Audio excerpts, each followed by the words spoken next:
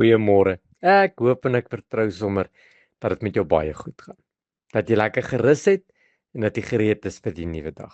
Nou wanneer 'n nuwe dag begin, kan daar nogal baie keer vreugde en 'n uitdagende gevoel in ons hart wees.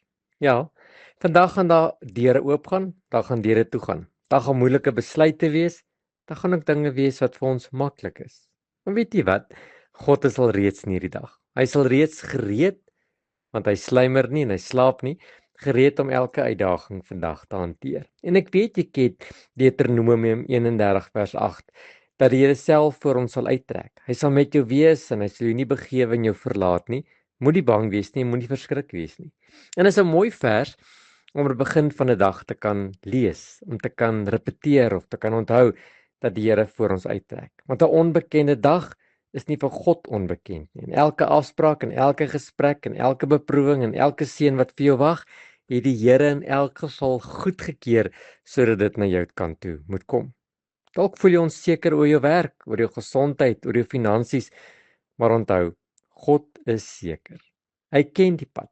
Hy het die padkaart in sy hand en sy teenwoordigheid en sy krag en sy leiding is al wat jy vandag nodig het. Maar ek wil vanmôre stil staan by Psalm 37 vers 5.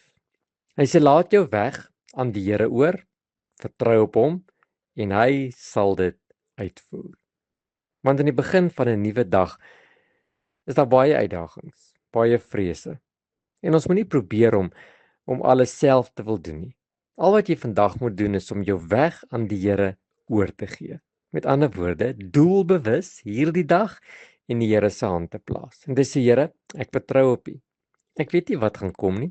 Ek weet nie wat gaan gebeur nie. Maar Here, dankie dat ek weet dat U sal vandag, hierdie dag ten goeie laat meewerk.